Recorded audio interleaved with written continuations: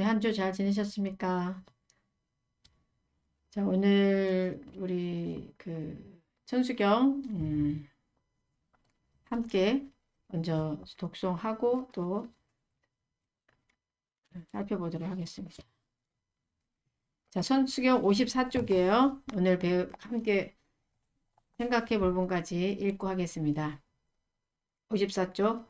정구업진원 수리수리 마하수리 수수리 사바하수리 수리 마하수리 수수리 사바하수리 수리 마하수리 수수리 사바하 오박리위 아니지 신진엄남 사만다 못다나옴 도루도루 지미사바하 나무사만다 못다나 홈두루두루 지미사바하 나무사만다 못다나 홈두루두루 지미사바하 기경계 무상심심비묘법 백천만검난주 아금음견득스지 원해열의 진실에게 법장진엄 오후마라남하라다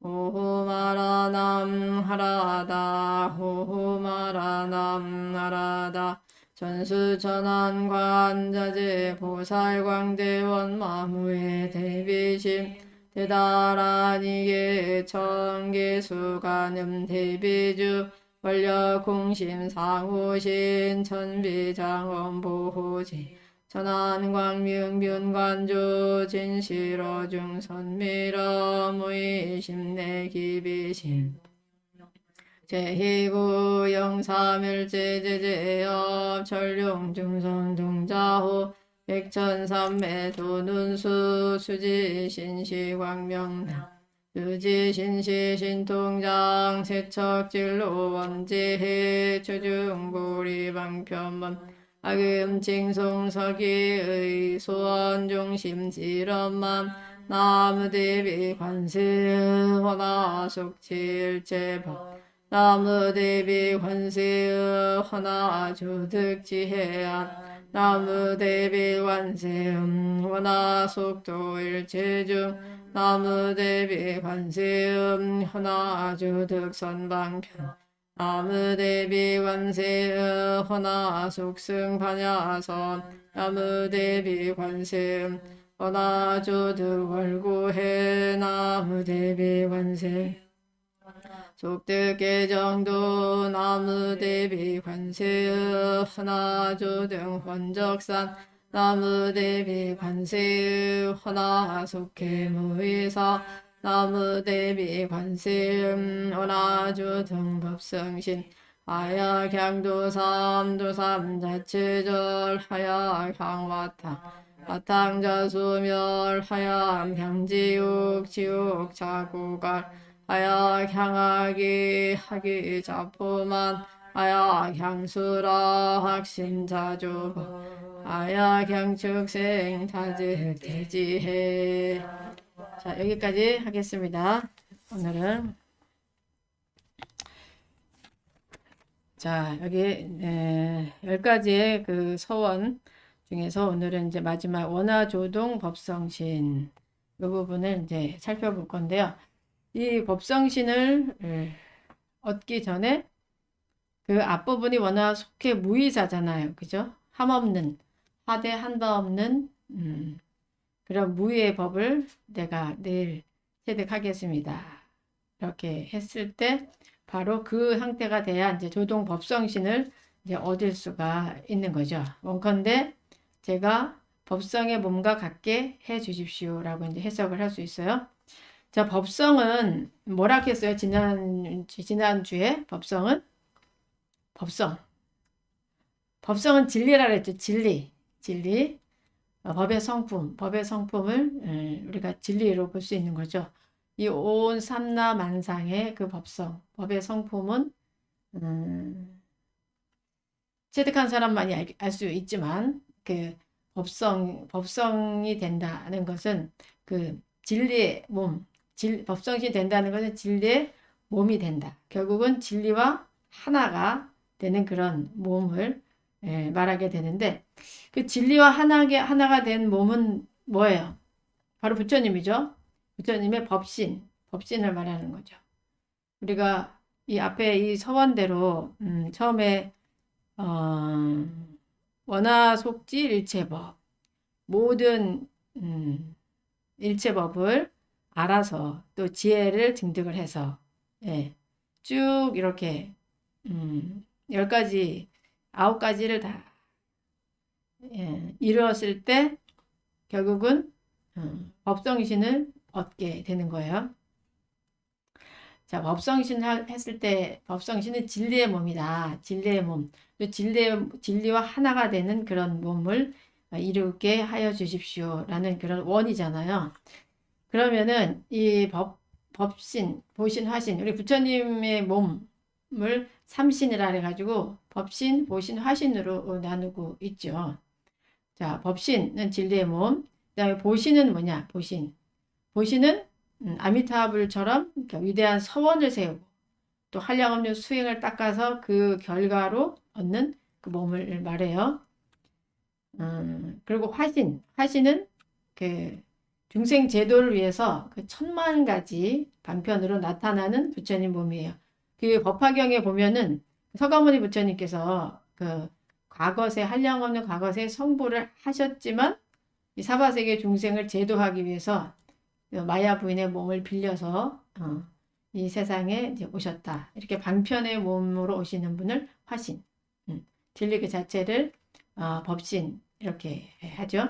그래서 이 법신은 이 세상에 아주 가득 차 있는 부처님의 몸. 우리가 이 부처님의 몸을 볼 수 있어야 되겠죠. 그러려면은 결국은 나의 이 자성불에 대한 알아차림을 우리가 해야지만 온 우주에 가득 차 있는 그 부처님의 몸, 법신을 느낄 수가 있어요. 예. 너무 느끼고 싶죠? 느낄 수가 있습니다. 조금이라도. 자, 그래서 이렇게 또 우리가 수행을 하다 보면은 이 법성신을 뭐 완전한 법성신은 아니더라도 조금의 좀 법성신을 좀 찾을 수가 이제 있는데 이 법성신을 찾을 경우 찾았다 하더라도 이 법성신을 그 자유자재로 이렇게 나타낼 수가 있어야 되는 거죠. 내가 진리를 깨달았다, 어떤 진리의 몸이 됐다 하더라도 그 진리가 자유자재해지려면은 이 행동으로 그게 체화가 돼야 되는 거죠. 그래서 그것을 각행원만이라 해요. 각행원만. 깨달은 것과 행이 원만해져야지만 되는 거죠. 여러분들이 부처님 법을 많이 배우고 해서 이 지혜로, 지식으로 알게 되는 경우가 종종 있어요, 우리가. 그런데 이 알기만 해서는 안 되는 거죠. 이 깨달은 게 행으로 나타나야 돼. 그래서 보림이 필요한 거죠. 무엇인가 우리가 깨달음을 얻는다 했을 때 깨닫고 나서 그 다음에 꼭 보림을 해야지만 이게 완성이 되거든요. 그와 같이 여러분들도 이 삶 속에서 우리가 뭐 부처님처럼 완전한 깨달음을 얻지 못하더라도 작은 깨달음이라도 삶 속에서 뭐 하나라도 깨달았다면은 그것이 행으로 일치가 돼야 되는 거예요. 그 행 따로 말 따로 이렇게 하면은 이 지혜로운 자라고 볼 수가 없는 거죠. 네. 이 각행원만이 되어야만 실제로 그 부처님의 법이 살아 있는 그 모습으로 나타날 수가 있는 거죠. 그런데 이렇게 이 살아있는 부처님 법을 보이는 경우가 그렇게 많지 않은 게 우리 또 현실이잖아요. 그래서 이 몸으로 행으로 나타나지 않는 법은 죽은 법이에요, 사실. 우리가 몸으로 실제로 나타나야 돼. 내가 어떤 마음의 평화를 얻었다 하더라도 내가 마음 평화를 얻었다면 내 주위 사람까지 평화로워져야 사실 그게 진정한 평화가 되는 거예요. 나의 평화만을 위해서 살고 다른 사람 평화는 뭐 상관없다. 이렇게 하면은 이거는 좀 문제가 좀 있는 거죠. 예. 그래서 이 우리가 깨달음을 작은 깨달음이라도 얻고 부처님의 지혜를 조금이라도 얻었다면 그거로 인해서 나의 주변이 조화롭고 또 주변이 화목하고 좀 더 환희심이 나고 서로 이 분쟁이 없고 갈등이 없는 이런 상태가 나로 인해서 되어야 그것이 진정한 내가 부처님 법을 제대로 이해했다라고 볼 수가 있는 거예요. 근데 내가 요즘 그런 경우 많아요. 우리 불자님들도 공부 많이 하다 보니까 들은 건 많아. 들은 건 많아. 머리는 아직 뭐 다 깨고 있어. 하지만 그 말과 행동은 늘 거칠고 사람들을 괴롭히고 사람들로 하여금 힘들게 하고 이런 경우가 종종 있거든요. 이게 각행원만이 안 돼서 그렇다고 볼 수가 있는 거죠. 이게 참 이게 어려운 게 그래서 항상 스승이 있어야 되는 거예요. 스승에 대한 믿음이 아주 중요한 거예요. 내가 뭔가를 깨달았다고 해서 내가 뭔가 수행에 뭔가를 얻었다 이런 생각이 있으면 일반적으로 사람들이 이 감당을 잘 못해요. 내가 뭔가 대단한 사람이 된 것 같고 그래서 막 난 이만큼 알고 이런 경지에 갔고 막 이렇게 말을 해. 근데 그것이 상인 경우가 대부분이에요. 상에 빠져지는 거예요. 그래서 고치기가 힘들어요. 그 상황에 가면은. 그러면 이제 옆에서 뭐 어떤 스님이 보고 거사님, 아니 보살님 좀 아닌 것 같은데요. 당신의 그 깨달음과 견해로 인해서 사람들이 다 평화로워지고 행복해져야 되는데 그렇지가 않은데요. 다 괴로운데요. 이렇게 말을 하면 스님이 몰라서 그래요. 내가 스님보다 더 많이 알아요. 이런 경우도 종종 있어요. 네. 그러면은 그거는 그 가장 문제예요. 그게 알에 대한 병이 걸리면 그거는 치료약이 없어요. 이게 큰일 났어요. 그렇기 때문에 우리가 수행함에 있어서 늘 스승을 모시고 하라는 게 내가 어떤 그 수행을 하다 보면은 경전을 읽다 보면은 아니면 뭐 이렇게 진언을 열심히 하다 보면 또 연보를 열심히 하다 보면 어느 경지가 와요. 누구에게나 자연스럽게 와. 그러면 그 경지가 대단한 것처럼 생각해서 내가 뭐 깨달음 얻었다. 이렇게 거기에 빠져 있는 경우가 가끔 있거든요. 근데 그게 아니거든요. 깨달음이란 그렇게 좁지 않거든요. 아주 광활하기 때문에 그렇게 작은 게 아니거든. 근데 거기에 빠져서 내가 무슨 대단한 사람이 된 것처럼 내가 뭐 대단한 그거를 얻은 것처럼 이렇게 착각을 하고 다른 사람 말을 전혀 안 듣는 경우가 있어. 그럴 때는 정말 약이 없어요. 약이. 그러면 그런 그 상에 법상이라고 볼 수 있죠. 그 상에 매여가지고 평생 그렇게 살다가 발전 없이 갈 수도 있는 거 늘 우리가 아주 조심해야 되는 그런 부분이에요. 근데 각행이 원만해야 돼요. 각행이 일치돼야 돼요. 내가 뭔가 소식이 있다면 깨달은 바가 있다면 이게 몸으로 체화가 돼서 이 평화와 고요로 나와야 돼요. 그것도 스스로 혼자 평화를 고요면 안 돼. 모든 사람이 인정을 해줘야 돼요. 여러분들 왜 큰 스님 앞에 가보세요. 그냥 큰 스님 앞에 정말 수행이 익으신 정말 그분 앞에 가면은 그냥 내 마음도 그냥 평화로워지고 고요해지고 분별이 사라지는 이런 것을 많이 느낄 수 있어요. 그 정도가 돼야지, 그래야지 각행, 깨달은 바와 나의 행이 원만해져야, 일치가 돼야 그 깨달음은 살아있는 깨달음이요, 가치가 있는 깨달음이라고 볼 수가 있어요. 그래서 우리가 살면서 이 주변에 우리 같이 함께하는 가족들, 또 친구들, 도반들과 조화롭게 지낸다는 거. 네. 정말 내가 있음으로써 세상 사람들이 좀 고요해지고 편안해지는 거 하는 이런 것을 좀 느껴야만 다른 사람 느껴야만 사실 그 법이 살아있는 거예요. 네. 내가 얻은 그 법으로 사람들이 이렇게 해야지 평화로워 이렇게 막 계속 가르치기만 하고 본인은 그렇지 착각하는 거죠. 본인이 그렇지 않은데 사람들에게 그렇게 해야 된다고 막 강요하는 경우가 또 가끔 보면 있어요. 우리가 실수를 할 수가 있어요. 예.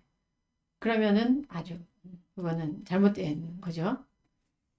참 이게 공부가 될수록 머리가 숙여지고 익을수록 고개가 이렇게 숙여지고 해야 되는데 우리가 공부를 하다 보면은 뭐 작은 어떤 환희심과 작은 어떤 지혜 열림으로 거기에 집착하는 경우가 있는데 그렇게 하다 보면은 내 자신도 사실 구하기 힘든 그런 오류에 또 빠질 수가 있는 거죠.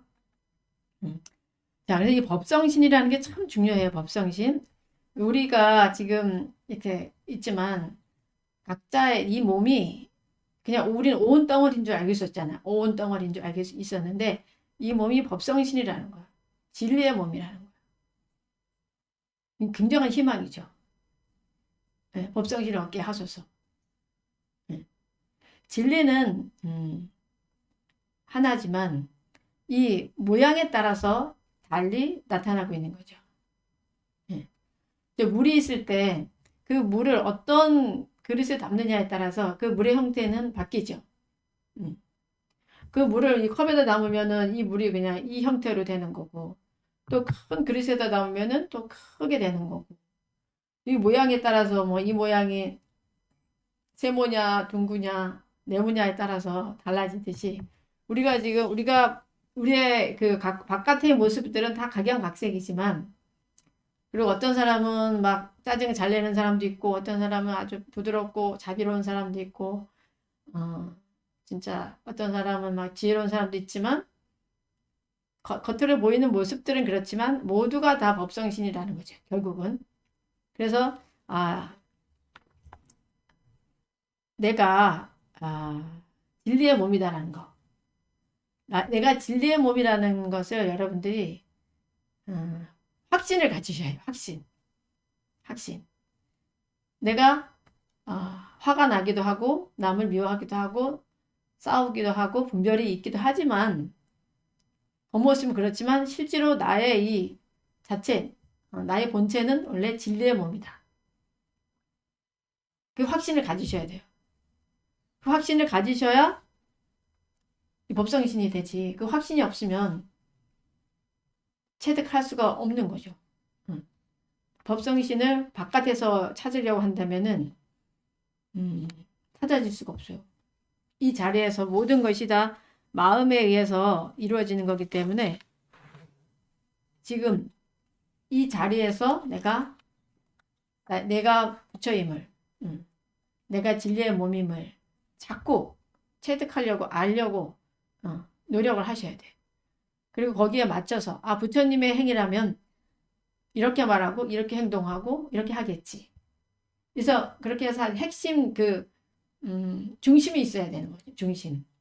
물론 내가 업이 아직 닦이지 않았기 때문에 뭐 분별도 할 수 있고 화도 낼 수 있어요. 하지만 분별을 하면서도 또 내가 그 화를 내면서도 그 안에는 이 화내는 이 마음자리 뒤에는 뭐가 있다? 법성신이 있다. 진리의 몸, 나의 진리의 몸이 있다. 라는 것을 늘 알아차리고 계셔야 돼요. 그러면 조금 더 힘이 나와. 그것을 이길 수 있는 힘이 나와. 나 자신을 중생으로만 생각한다면, 그냥 온 덩어리로만 생각한다면 그 힘이 잘 나오지 않지만 늘 알아차리고 있으셔야 돼요. 늘. 오늘은 날씨가 그래도 참 좋은데 며칠 전에는 참 날씨가 좀 안 좋았어요. 꾸물꾸물했어요. 햇빛이 안 보였어. 아무리 구름이 가려 있다 하더라도 그 뒤에는 태양이 있어요, 없어요? 있어요.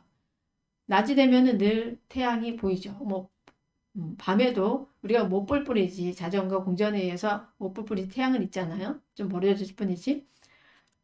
그렇게 있다는 거죠. 그래서 여러분들의 삶이 거칠고 마음에 안 들고 좀 초라해 보이고 그럴 때도 있지만 우리의 삶이 하지만 그 뒤에 있는 그 태양 그것이 우리의 진리의 몸이자 법성신이거든요. 그 진리의 몸, 법성신을 늘 알아차리고 있어야 돼. 아, 내 마음 속에는 진리의 몸이 있다. 내가 진리의 몸 그 자체이다. 어떻게 하면 내가 이것을 바깥으로 낼 수 있을까? 항상 그 마음을 가져야 되겠죠. 그래서 여러분들이 그 말을 할 때나 행동할 때 늘 내가 말하는 이것이 그 부처님의 행인가, 부처님의 말인가를 늘 알아차리려고 노력을 해야 돼, 우리가. 그게 잘 안 돼요, 사실. 왜 안 될까요? 이런 것은 왜 안 될까요?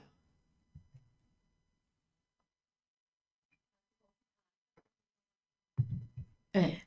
익숙하지가 않아서, 익숙하지 않아서. 자꾸 그렇게 생각을 해야 돼. 자꾸 그렇게 생각을 해야 돼요. 내가 그냥 나는 업의 소산인 몸이다라고 그냥 나를 그렇게 치부하면 맨날 그 자리야. 하지만, 아, 내가 이 부처님의 말과 행동과 생각, 이것이 익숙하지 않아서 그렇다. 내가 빨리 이걸 익숙하게 해야지라고 생각하고 늘 순간순간 그걸 자꾸 이렇게 돌리고 돌리고 돌리고 부처님이라면 어떻게 말씀하실까? 부처님이라면 어떻게 행동하실까? 부처님이라면 어떻게 생각하실까? 늘 깨어 있어야 돼. 깨어 있는 만큼 여러분의 법성신이 드러나요. 깨어 있는 만큼. 하는 만큼. 행동으로 실천하는 만큼. 말하는 만큼. 아, 내가 저 사람을 칭찬해야지. 이렇게 생각을 부처님이라면 저 사람 칭찬을 하겠지라고 생각을 하고 막 멈추는 게 아니라 아, 부처님이라면 저 사람 칭찬하겠지? 그러면 얼른 칭찬을 해야 돼. 행동으로 옮겼을 때 그 힘이 아주 급속도로 수행의 힘이 올라가는 걸 여러분들이 느낄 수 있어요. 그래서 실천하는 우리가 돼야지만 되는 거죠. 실천하지 않으면은 맨날 그 자리예요. 그 자리. 머리로만 하는 불교죠. 머리로.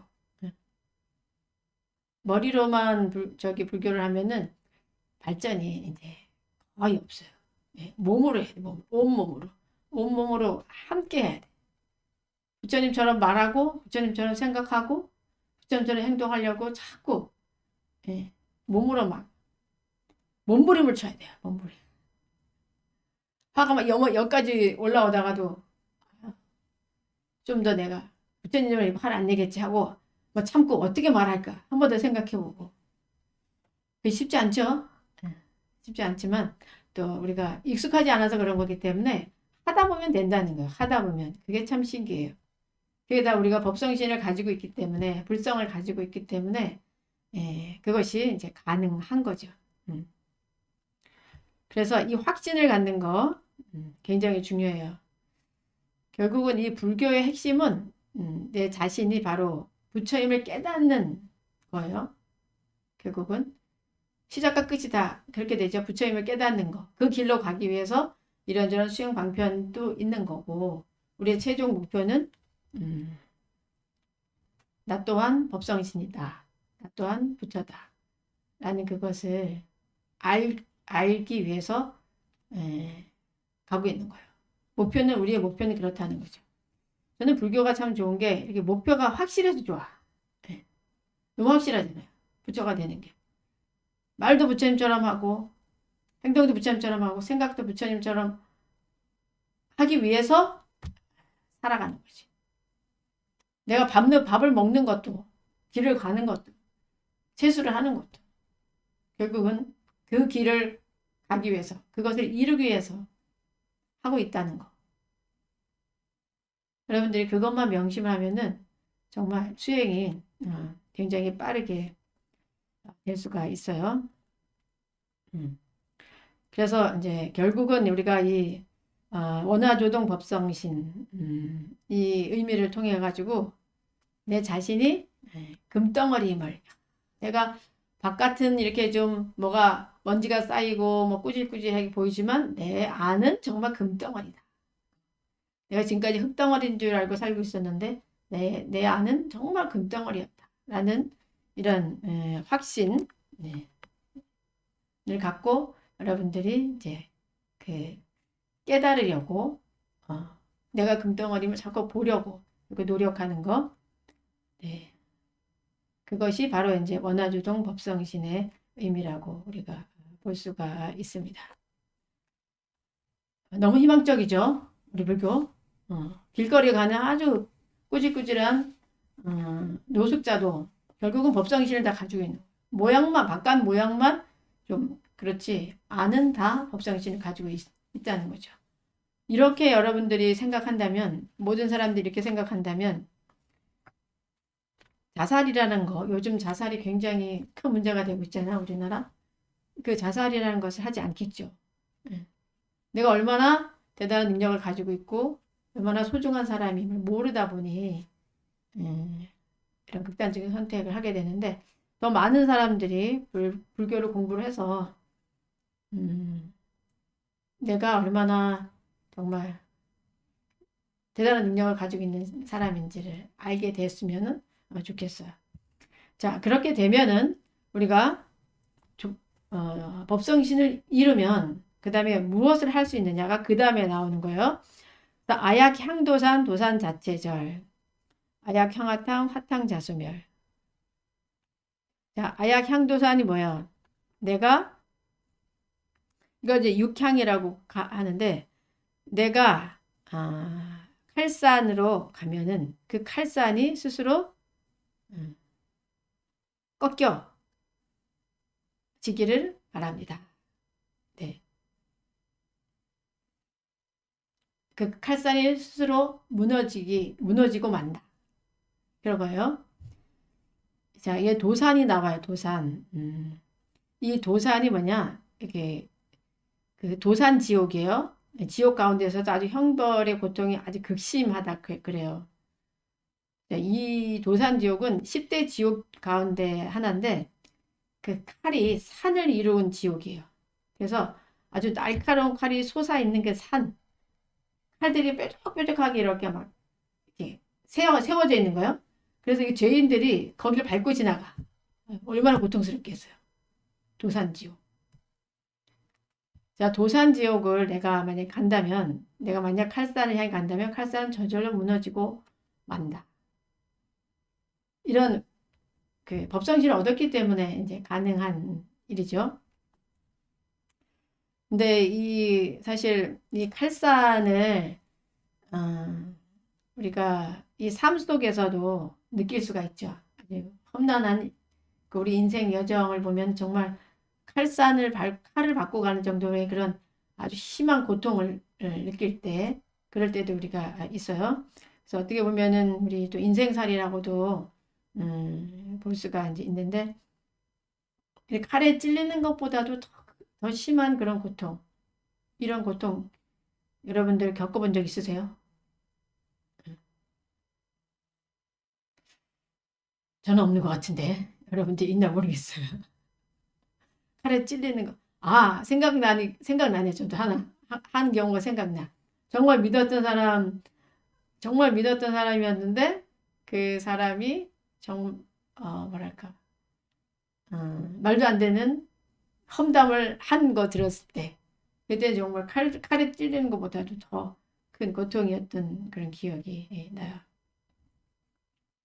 그런데 우리가 이렇게 이 삶 속에서 이 칼산을 느끼지만 이 법성신을 얻으면은 모든 것이 다 그 인연법으로 다 알아지게 되겠죠. 네. 그래서 그렇게 큰 고통을 겪지 않겠죠. 법성신을 얻었다면 우리가 진리 그 자체가 된다면은 그 모습조차도 우리가 만나는 그 역경조차도 그냥 그 모습 그대로 원인과 결과에 의해서 보이기 때문에 이런 고통은 겪지 않을 수가 있는 거죠. 예, 진리의 몸이 된다면은. 그래서 여러분들이 이런 삶에서 도산과 같은 그런 상황 됐을 때 결국은 우리가 우리를 자신을 바라보면은 나의 그 아상 또 인상 때문에 그렇게 느낀다는 것을 또 알 수가 있고 또 기대하는 마음, 애착의 마음 이런 마음들이 그런 모든 고통을 만든다는 것을 알 수가 있는 거죠. 그리고 이런 경우도 있잖아요. 이렇게 헬산처럼 막 말을 해도 막 찌르듯이 말하는 사람이 있어요. 찌르듯이. 예. 아주 옆에 있으면 뭐 콕콕콕 찌르는 것 같은 온몸을 찌르는 것 같은 그런 에너지를 주는 사람들이 또 있어요. 근데 내가 법성신을 얻으면은 그 사람들 앞에 내가 나타나면은 그 사람들이 그 마음이 싹 사라지는 거죠. 왜냐면 나의 그 평화로운 마음과 나의 따뜻한 마음 때문에 그런 사람들조차도 감화를 할 수가 있고 또 편안하게 할 수 있는 그 상태가 될 수 있다는 거예요. 뭐 이렇게 되면 너무 좋겠어요. 어디 가든 내가 가면 그 세상이 편안해지고 행복해지고 아름다워지고 고통이 사라진다면 그렇게 살고 싶죠. 응. 살고 싶지 않아요? 동물원 모살님 어때요? 내가 가는 곳마다 사람들이 막 싸우고 있다가도 막 싸우고 뭐 이렇게 서로 막 콕콕콕 찌른 나쁜 말 막 하다가도 내가 딱 나타나니까 나의 그 에너지로 인해 사람들이 막 갑자기 찬탄을 하고 막 칭찬을 하고 막 이렇게 되는 거예요. 아이 참. 그래서 우리가 수행을 열심히 해야 됩니다. 이런 사람이 되기 위해서.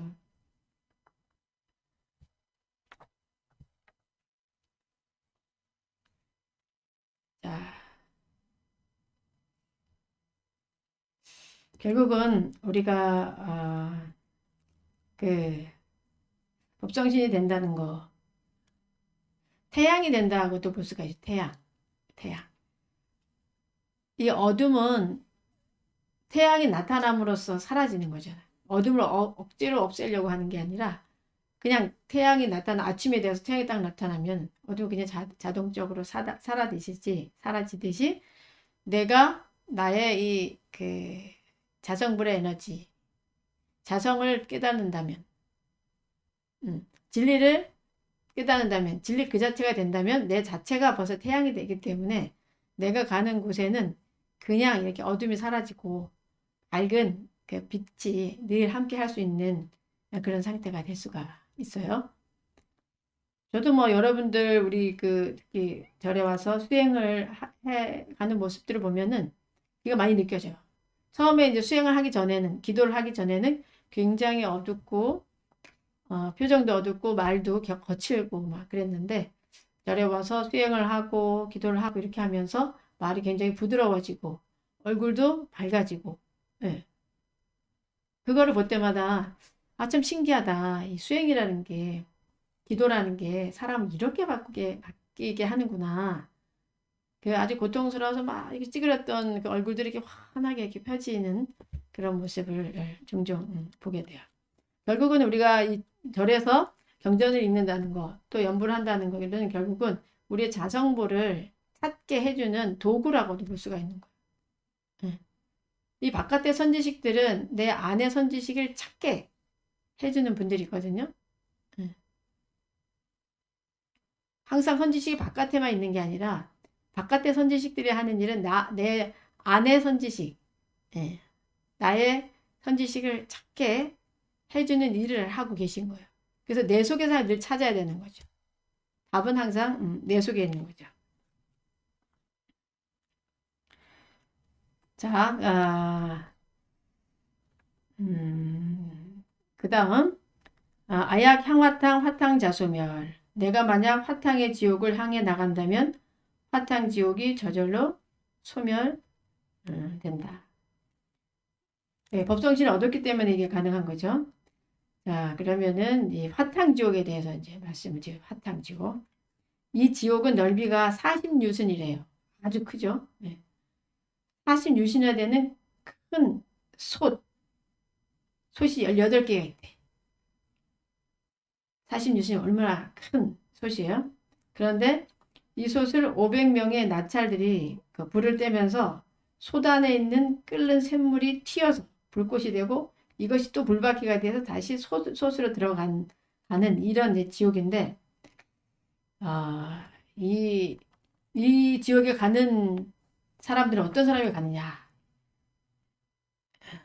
부처님의 계율을 파하니 중생을 죽여서 고기를 먹으니 산가들의 불을 질러 많은 목숨을 태워 죽이니 또 중생을 태워서 죽인 이는 죽어서 이솥에 삶기는 고통을 받게 되는데 그 과보가 다하면 축생으로 태어나고 8천만세를 지나서야 비로소 사람의 몸을 받게 되지만 사람으로 태어나서도 병이 많고 수명이 짧다라고 이렇게 정법염경에 나와 있습니다.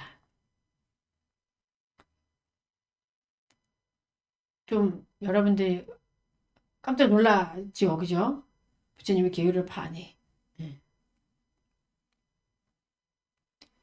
이렇게 지옥에 대한 묘사가 있을 때 우리가 알아차림이 좀 많이 되는 것 같아요. 여기 가면 안 되는데 해서 좀 더 열심히 살아야지 하는 그런 마음을 먹게 되는데 이렇게 이제 생명을 죽이고 하면은 그 과보가 굉장히 이제 심하다는 거예요.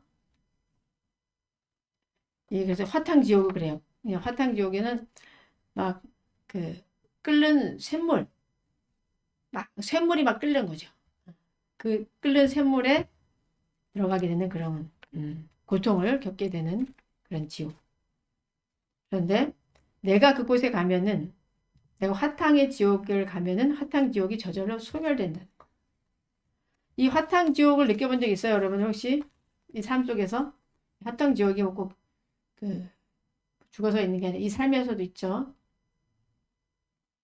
막 내가 화날 때, 그죠? 막 억울하고 막 해서 화날 때 속이 막 부글부글 끓잖아. 막 여기 막 어떤 사람은 심장이 튀어나올 것 같다 하고 막 여기서 열이 나서 죽을 것 같다. 화가 났을 때 이런 고통을 좀 느낄 수가 있어요. 근데 사실 이 법성신을 얻으면 화가 안 나요. 그래서 어떤 사람들이 막 화가 나서 막 힘들어서 하고 있어도 내가 법성신을 얻은 사람이 가면은 그 화가 탁 사라지고 그 지옥이 싹 사라지고 그렇게 될 수 있다는 거죠. 그래서 이제 이 또한 내가 법성신을 얻었을 때 이렇게 되기를 원합니다라는 그런 이제 발언이라고 이제 볼 수가 있어요. 이렇게 이제 지옥에 있는 중생을 구제하고 있는 거예요. 네. 내가 법성신을 얻었을 때 내가 이 칼산에 가면 그 칼산이 다 사라지고 또 화탕 지옥을 내가 가면은 그 화탕이 다 소멸되고 그 다음에 아약 향지옥 지옥 자고갈 내가 만약 지옥을 향하여 나간다면 지옥이 저절로 말라서 없어지기를 바라는 거죠. 자, 이 지옥 하면은 또 여러 가지 이제 지옥이 있는데 지금 우리가 말한 거는 앞에 도산지옥하고 화탕지옥을 얘기했어요. 그 도산도 지옥이고 화탕도 지옥이야.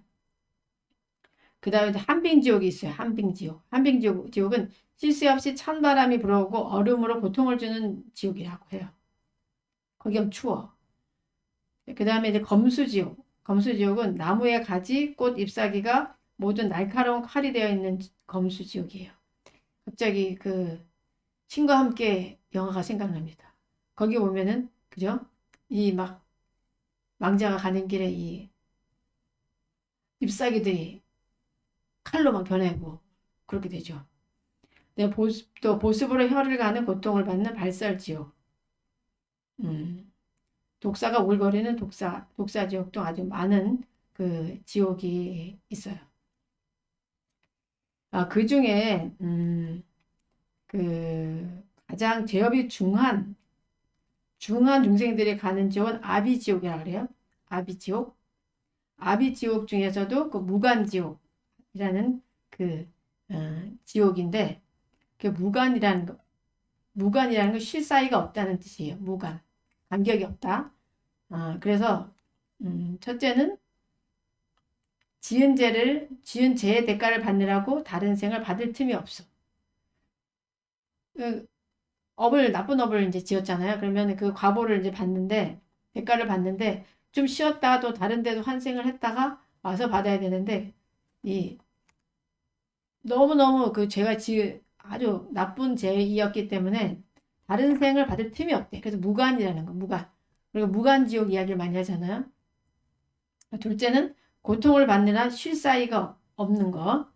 셋째는 또 시간. 넷째는 목숨이 간단히 없으며 끝으로 고통받는 중생의 몸이 지옥의 넓이와 같아져서 간격이 없다고. 그래서 오무간의 뜻이 있다고 해요. 그리고 오무간지옥이란 말을 하거든요. 그 특히 이제 천도제 같은 거 할 때, 지장불공 할 때 오무간지옥에 있는 중생들도 우리가 오늘 공덕을 베푸는 것으로 다 함께 그 지옥에서 벗어나기를 바랍니다. 라는 그런 서원을 또 세우죠. 이곳에는 죽고 싶어도 죽을 수 없고 또 괴로움이 무한하대요. 괴로움이 계속 무한하게 간격 없이 계속 지속되는 지옥이 무간지옥이라고 해요. 참 여긴 절대 가면 안 되겠습니다, 여러분. 우리 특히 뭐 불법을 믿는 사람들은 갈 사람이 없겠죠. 이렇게 나쁜 무간지옥을 갈 정도의 죄는 지을 수가 없어요. 부처님 법을 알면은. 그런데 우리 또 불교에는 지장보살님이 계시잖아. 지장보살님. 지장보살님은 그 이 지옥에서 중생들을 건지고 계시는 분이잖아. 요게 다른 종교와 굉장히 다른 게, 다른 종교들은 보면은 그 종교를 잘 신념을 다 가지면은 뭐 좋은 곳에 보내준다. 하지만 나쁘게 하면은 그냥 지옥을 보낸다. 하지만 우리 불교만 지옥에서도 내가 구제해준다. 지옥을 가도 내가 구제를 해주겠다라는 그런 서원을 세운 분이 계시죠. 이번에 누구예요? 지장보살님. 지장보살님이 어떻게 지옥을 가게 됐냐면은 그 어머니가 본인이 이제 어느 정도 공부를 하고선 이렇게 보니까 어머니가 지옥에 가 계신 거예요. 어머니가 참 나쁜 거를 많이 하셔가지고 그 지옥에 가 계셔서 어머니를 구하기 위해서 이제 지옥에 이제 갔어. 지옥에 이제 갔는데 지옥의 그 참상을 보게 된 거죠. 지금 앞에 나온 이런 별별 지옥들이 많잖아요. 우리는 무서워가지고 생각도 하기 싫은 이런 지옥들을 보게 되면서 그곳에서 막 고통받는 그런 사람들을 보게 되는 거죠. 그 존재들을. 그래가지고 저 사람들이 다, 저 존재들이 다 구제되기 전까지는 성불하지 않겠다라는 이제 서원을 세우게 되잖아요. 이 지장보살님의 그 어머니는 지장보살님의 그 기도 공덕으로 도솔천에 태어났어요. 하지만 우리 어머니는 도솔천에 가셨지만 다른 모든 중생들을 내가 다 구제를 해야 되겠다라는 서원을 세우게 되죠. 과연 이런 서원을 우리도 세울 수 있을까? 제가 이제 출가를 할 때 이 지장보살님의 서원을 읽고 출가를 했거든요.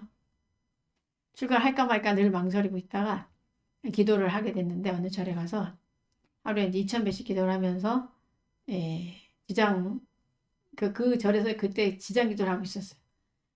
그러면서 이제 지장경을 읽었어. 지장경을 읽는데 이 구절이 나왔어요. 지장보살님이 지옥에서 고통받는 중생들을 보면서 저로 하여금 저 고통받는 중생들의 고통을 잠시라도 쉬게, 제가 대신 받을 테니 잠시라도 쉬게 해주십시오라는 그런 서원이 나오는 거예요. 근데 저게 너무 감동인 거예요. 어떻게 저런 서원을 세울 수 있을까? 우리는 막 조그만 손가락에 그 상처만 나도 막 아프고 그런데 그 고통을 제가 대신 받겠으니 저들로 하여금 잠시라도 쉬게 해주십시오라는 그런 서원을 세우는 구절을 보면서 큰 감동이 있었어요. 큰 감동. 막 눈물이 막 이렇게 나면서 이렇게 생각할 수 있는, 이런 마음을 가질 수 있는 길이 출가의 길이라면 내가 이 길을 가도 후회하진 않겠다. 그런 확신이 그때 들었어요. 그래서 나 또한 많은 정말 고통받는 존재들의 고통을 좀 없애주는 그런 삶을 살아야 되겠다. 이런 소원을 가지고 출가를 했는데 그게 생각보다 쉽지는 않아요. 해보니까. 아이고, 참 그게 어렵더라고요. 그래서 늘 저희는 화두가 어떻게 하면 구제할 수 있을까? 어떻게 하면 그 사람들이 그 업에서 벗어나게 해줄 수 있을까? 그게 늘 저의 화두예요. 제가 해보면은 뭔가 말을 한다고, 법문을 해준다고 되는 것도 아니에요.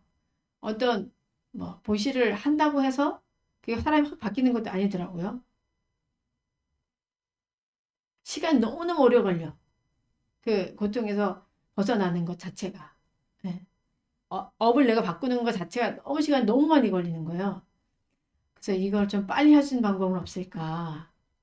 늘 이제 그 생각을 하면서 아, 고민을 하고 있죠. 늘 화두처럼 어떻게 하면 음, 그 고통받는 사람들이 육체적인 고통뿐만 아니라 마음의 고통 이런 고통을 없애게 해줄 수 있을까. 네.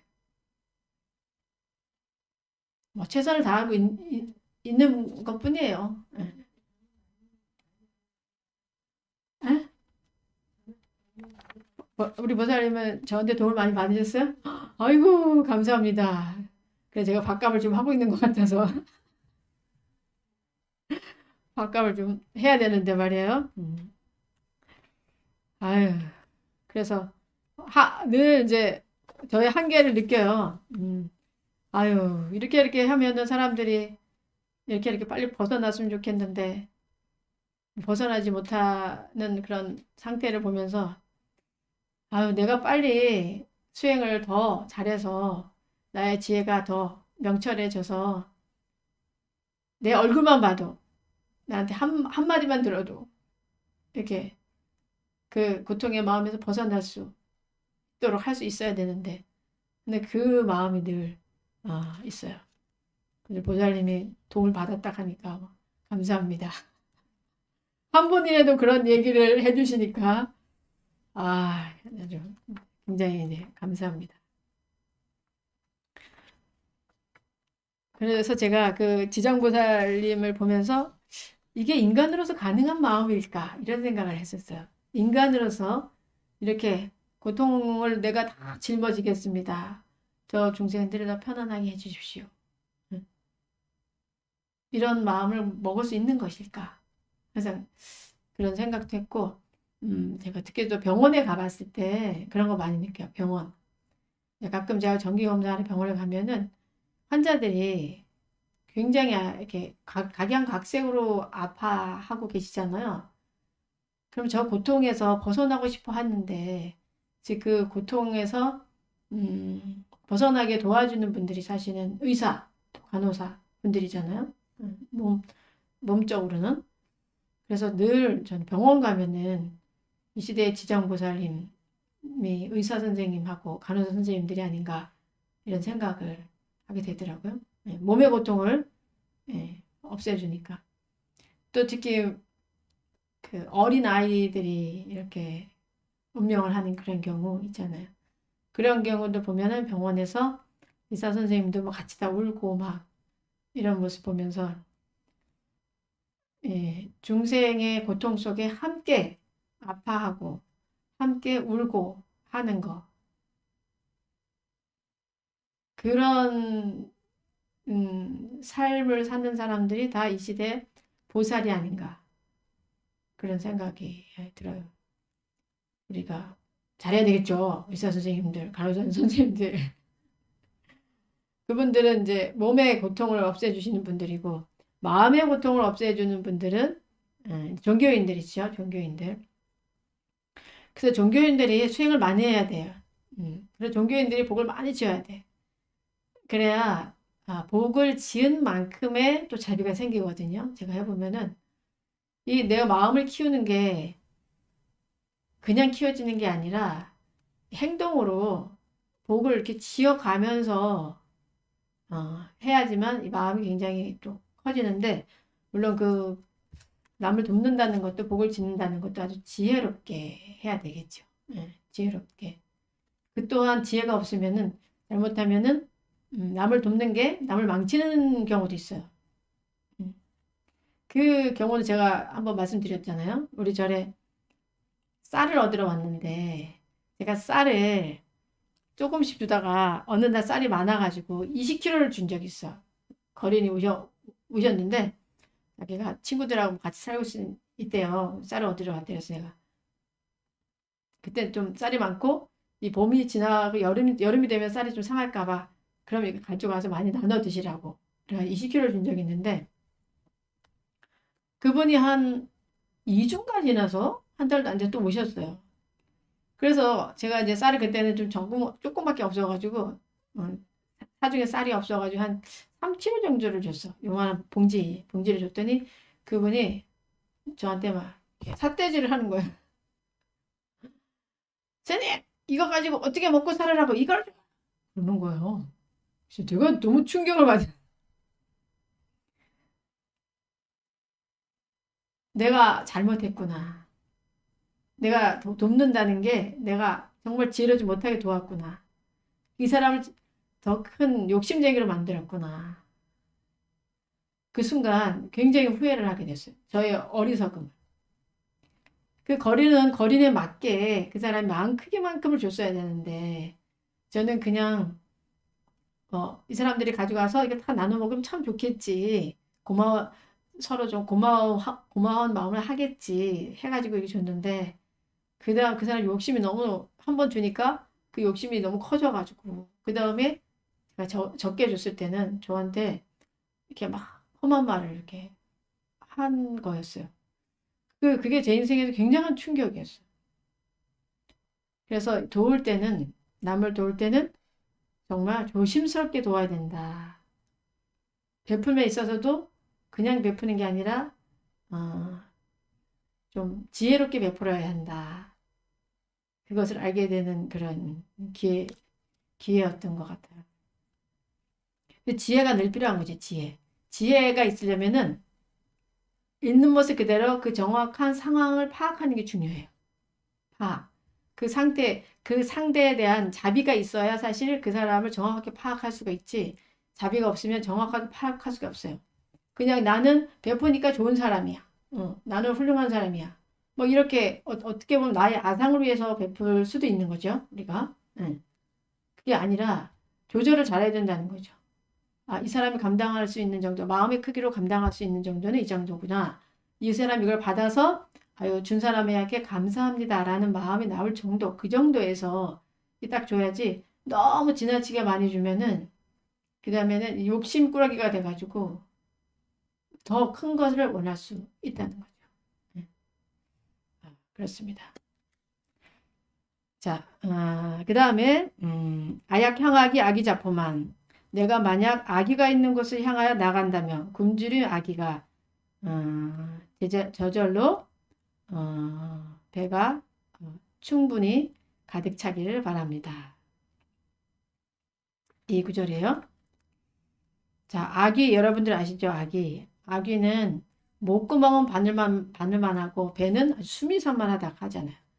그래서 뭘 먹을 수가 없어. 그래서 무슨 소리만 나면은 특히 밥 먹는 소리만 나면은 이 배에서 불이 난다 그래요. 먹지를 못하니까.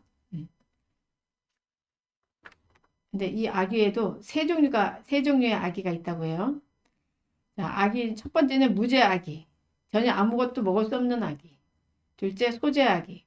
고름과 피를 먹는 아기. 셋째는 다제 아기. 사람이 먹다 남긴 음식이나 사람이 주는 것만 먹을 수 있는 아기. 이 아기 하면은 생각나는 게 그 목련경이죠. 목련경. 목련존자 이야기. 목련존자 이야기는 어떻게 시작이 되냐면은 그 목련존자의 어머니가 그 생전에 죄를 많이 지어가지고 처음에는 흑암지옥에 계셨어요. 흑암지옥. 흑암지옥에서 고통을 받고 있었는데 이 이제 목련존자가 아주 지극한 그 효성으로 지옥을 면하게 했어. 그래서 간 곳이 어디냐? 지옥을 떠나서 간 곳이 아기도였어요. 아기도. 한꺼번에 이렇게 한꺼번에 이게 극락을 가는 게 아니라 이 차제로 이렇게 예, 가요. 그래서 이제 목련존자가 부처님께 이렇게 말씀드려요. 어머니께서 지옥에 계신 지 오래되었사오니 어머니와 함께 황하수에 가서 물을 마시게 하고 배를 씻어 드릴까 합니다. 라고 부처님께 이렇게 말씀을 하셨대요. 근데 부처님께서 이런 말씀을 하셨어요. 모든 부처들이 물을 마시면 그것은 마치 좋은 젖과 같고 모든 스님들이 물을 마시면 마치 단 이슬 같고 십선인이 물을 마시면 능히 목마름이 만할 것이다. 그러나 너희 어머니가 물을 마시면 그 물이 뱃속으로 흘러 들어가면서 모진 불로 변해서 창자를 태워 없애고 말 것이다. 이런 말씀을 하셨어요. 그래서 결국은 이제 너의 혼자의 힘으로는 안 된다. 시방에 계시는 모든 스님들께 공양을 올리고 그 공양의 공덕으로 어머니의 그 아기도 벗음을 극락왕생할 수 있는 그 공덕을 지어야 한다. 그렇게 해서 우리가 우람분절을 이렇게 하고 있잖아요. 이 바로 여기서도 볼 수 있는 게 없다라 이게 된다는 거죠. 없다라. 그 투바심 자기학문에서 나오잖아요. 물을 소가 마시면 뭐가 돼요? 우유가 되고 우유 젖이 되고 독사가 마시면 독이 된다. 그와 같이 내가 어떤 업을 짓느냐에 따라서 무엇을 먹느냐가 중요한 게 아니라 내가 어떤 업을 짓느냐에 따라서 모든 것이 다 달라진다는 거죠. 근데 뭐 결국은 우리가 이렇게 지옥에 있다 하더라도 이 지옥에서라도 나의 그 법성신을 알아차린다면 이건 다 업에 의해서 나타나는 현상일 뿐이잖아요. 그래서 이 지옥에서라도 부처님 이름을 한번 기억하는 게 중요하다 그래요. 이 약사경에도 나오거든요. 어떤 지옥에 가더라도 그 누가 약사열의 부처님을 명호를 기억한다면 그 지옥에서 벗어날 수 있다. 결국은 그것이 나의 자성불, 나의 그 법성신을 진리의 몸을 알아차린다는 게 되죠. 그래서 이 연보를 한다는 게 굉장히 중요합니다. 중요. 여러분들은 뭐 아유 뭐 그냥 노는 연보를 한다 아니면 뭐 연볼 무슨 효과가 있나 그냥 부처님 이름 부르는 건데 이렇게 할 수가 있지만 실제로는 그렇지가 않다는 거예요. 부처님 이름을 한 번 부를 때마다 그 부른 만큼 나의 이 자성불이 깨어난다는 거죠. 그래서 결국은 우리가 지금 업의 소산이죠. 업으로 인해서 이런저런 나쁜 생각도 하고 고민도 하고 번뇌도 하지만 이 부처의 이름을 부처님 이름을 부르면서 부른 만큼의 자성불이 깨어나는 만큼 그만큼 나의 업이 또 소멸될 수가 있다는 거예요. 너무 좋은 거예요. 너무 가성비가 좋은 거죠. 뭐 이런저런 경전을 많이 공부하지 않더라도 부처님 이름을 부르면 그 이름을 부르는 동시에 나의 자성불이 깨어나기 때문에 그냥 그 뭐랄까 바로 이 내가 변화할 수 있는 그런 힘을 가질 수 있는 거예요. 그래서 여러분들이 늘 생활 속에서 어떤 생각이 번뇌가 날 때마다 순간순간마다 항상 부처님 이름 부르는 거죠. 나무아미타불 아니면 약사열애불 이렇게. 특히 안 좋은 생각이 날 때마다 그런 연보를 하시면은 그 생각들이 그 업들이 이렇게 정화가 돼서 조금씩 소멸이 돼요. 그리고 막 화가 났을 때 화를 내기 전에 나무아미타 이렇게 한번 한다거나 관세음보살 이렇게 한다고 한번 해보세요. 확실히 줄어들어요 이게. 그게 바로 증명할 수 있는 거예요 여러분들이. 업이 소멸되는 걸 증명하는 거예요. 분노의 업, 성냄의 업, 성냄의 업이 딱 있는데 성 날 때 화가 쑥 올라와. 너무합니다. 한번 해보세요. 희한하게도 한 반은 줄어들어요. 아예 없어지진 않아요. 아직. 그래서 순간순간 찰나찰나에 늘 부처님 명호를 기억해야 되는 거예요. 그래서 우리가 지금 아미타 연불 매일 1080번 하는 그 수행을 하고 있잖아요. 늘 하잖아요. 그럼 하면은 여러분들이 생활 속에서 늘 자꾸 하다 보면은 그냥 내가 억지로 하지 않아도 그냥 나와요. 이렇게 그것이. 그게 아주 신기해요. 그래서 나의 업을 차단할 수가 있는 거지. 내가 막 함부로 남을 막 욕하고 막 비난하고 이렇게 하고 싶은 마음이 막 날 때가 있잖아요, 사실. 그 옛날에는 막 욕하고 비난한 말이 그냥 막 나왔는데 아미타 연보를 열심히 했어. 그러면 그 힘에 의해서 막 욕을 막 하려고 하다가도 아유 이렇게 된다는 거. 이게 자동으로 된다는 거죠. 우리가 3년 기도를 하잖아. 100일씩 잘라가지고 10번 해가지고 3년 하는데 1000일 기도를 하잖아요. 1000일만 하면은 여러분들 업이 완전히 바뀌어요. 뭐 팔만대장경을 다 보지 않더라도 이 연불만으로도 정말 여러분들이 1년 3매가 된다면은 진리의 몸이 될 수 있는 거죠. 그래서 이런 기회에 함께 같이 연불을 하는 이 수행을 할 때 함께 같이 하셔야 돼. 혼자서 하려고 하면은 아직 그 수행을 할 수 있는 그 추진력이 잘 안 나와. 그럼 같이 해야지. 그럼 오늘 우리가 그래서 이게 그 수행 일지를 보내드리잖아요. 수행 일지 오늘 했는지 안 했는지 이렇게 스스로가 이렇게 체크를 해가면서. 그래서 체크를 하면 나 해야지 하고 생각이 나서 더 하시게 되거든요. 오늘 이렇게 이어배 함께 하시는 분들은 굉장히 복이 많은 분들이에요. 이 이야기를 자꾸 들어야 돼. 맞아. 스님이 화날 때, 분별하는 마음 날 때, 안 좋은 마음 날 때 연불하라 했지.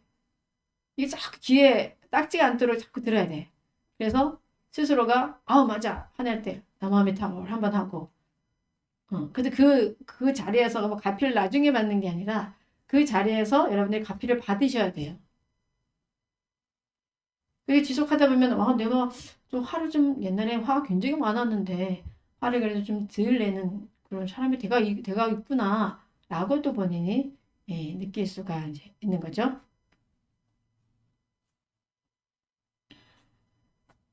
아이고 우리 수진아 보살님이 스님 저도 주지 스님의 도움을 받았습니다 라고 글을 올려주셨어요. 감사합니다.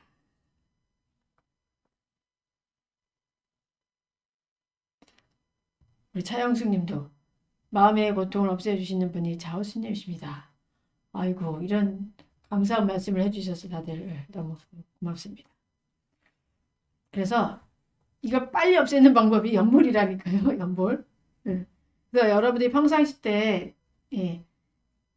짧은 시간에 할 수 있는 게 연불. 특히 부처님 명호 부르는 거, 관세음보살 아니면 아미타 부처님. 그리고 대대로 그 선지식 스님들이 연불의 최고 왕은 아미타불이라 하셨어요.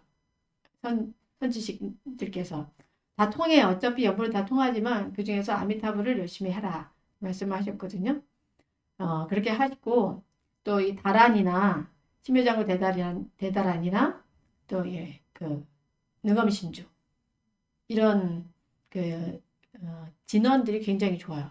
제가 요즘 그 과학을 공부하고 있는데 박문호 박사님하고 3년 공부를 하거든요. 스님들이 지금 현재 우리 같이 공부하는 스님들이 한 60명 정도 돼요. 그래서 이제 비대면을 금요일마다 공부를 하는데 거기서 이제 박사님이 지난번에 하신 말씀이 당신은 그 전에는 연불이 이렇게 좋은지 몰랐대요. 근데 뇌과학을 공부를 하면서 뇌 기능과 뭐 이런 걸 그러니까 뇌를 통해서 나를 알아가는 그런 공부를 하시거든요. 근데 거기에서 이 연불이라는 게 이렇게 좋구나. 이렇게 정말 그 우리의 능력을 발휘할 수 있고 또 우리의 그 자성의 에너지를 끌어쓸 수가 있구나 라는 것을 아주 깊게 깨달으셨다고 하면서 그걸 과학적으로 이렇게 증명을 해주셨거든요. 그래서 당신은 나중에 수행을 한다면 꼭 연불 수행을 하겠다. 이런 말씀을 하셨어요. 그게 왜냐면은 이 그 언어로 이렇게 사량 분별하는 그 기능은 우리가 진화적으로 봤을 때 20만 년 전부터 이렇게 등장이 됐대요. 그런데 지금 우리가 연불하는 거, 여기서 나타나는 어떤 그 기능적인 작용들은 200만 년 전부터 시작이 됐대. 200만 년 전. 10배나 되잖아요.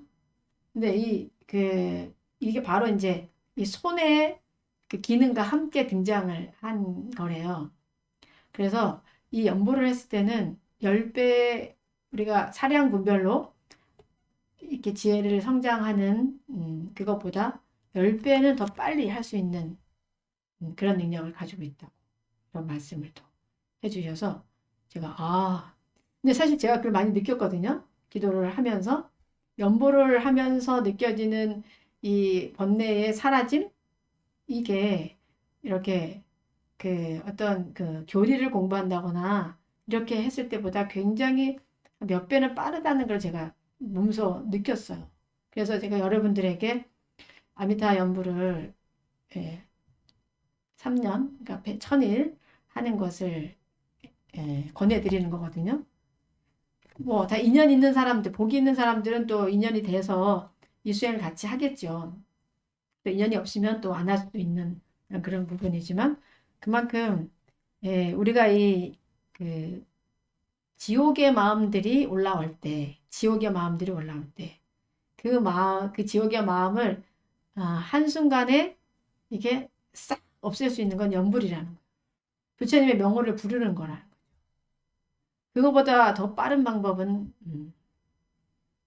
아직은 우리에게는 없다는 거지. 물론 우리가 수행을 아주 많이 해서 그 공돌이가 내가 화가 나는데 이 화의 공함돌이가 그냥 알아지는 연기법적으로 그냥 알아지는 사람이라면 그게 가능하겠지만 일반적인 우리 보통 사람들한테는 연불만큼 그렇게 빨리 우리의 업을 소멸하고 또 우리를 평화로 이끌 수 있는 그런 방법은 없다는 거예요. 그래서 여러분들이 특히 신묘장구 대단하니 같은 거 뜻을 우리가 모르잖아. 뜻없이 하는 그 진원이잖아요. 이런 것들 굉장히 효과가 좋다고 그래요. 뜻을 우리가 모르잖아. 뜻을 모르기 때문에 어떤 우리의 그 근본적인 자리에서 그 평화를 만들 수가 있다고 그래요. 과학적으로. 그래서 좀 많은 분들이 뇌물도 열심히 하시고 또 신묘장구 대단하니 또 능엄신주 늘 평상시 때 한번 해보시기 바래요. 뭐 이게 해서 좋나 안 좋나를 떠나서 한번 해보면 신묘장구 대단하니를 내가 1시간을 해본다거나 우리 어제 능엄신주 기도를 또 2시간 했잖아요. 그러면 능엄신주를 내가 뭐 1시간 해본다거나 그리고 나서의 나의 어떤 마음 상태를 보세요. 굉장히 그 1시간 했는데 마음이 아주 맑아지고 청정해지고 특히 분별을 떠난 자리이기 때문에 이 분별이 아니거든요. 그 진원들은 멈춰요. 망상들이 멈춰. 번뇌가 멈춰. 그래서 뭐 자기도 모르는 이 환희심이 이렇게 굉장히 많이 나는 것을 여러분들이 느낄 수 있어요. 그래서 살다가 너무 힘들 때는 딱 기간을 정해서 나는 뭐 3일 동안 내가 신묘장구 대단한 일을 108독씩 한다. 응? 아니면은 내가 능엄신주를 하루에 7독씩 뭐 3일을 한다. 아니면 7일을 한다. 한번 그렇게 해보세요. 그렇게 하면은 굉장히 아주 효과가 좋은 걸 여러분들이 느낄 수 있어요. 그 어려운 상황들을 헤쳐나갈 수 있는 그 힘이 내 속에서 나오는 것을 보면서 체험을 할 수가 있어요. 아시겠죠? 네. 벌써 시간이 이렇게 돼서 잠깐 자 그럼 오늘은 여기 아약 향하기 아기자포만 여기 이 부분까지 하고 이제 또 다음 시간에 이어서 하도록 하겠습니다. 그리고 이제 그 소식을 그 캄보디아 학교 소식을 전해드리면은 저희가 그 도서관 불사 원력을 가지고 2월 초부터 모았어요. 그런데 그 반 정도 모아져 가지고 지금 3월 1일부터 공사를 또 도서관 불사 캄보디아의 그 초등학교 도서관 불사가 시작이 됐습니다.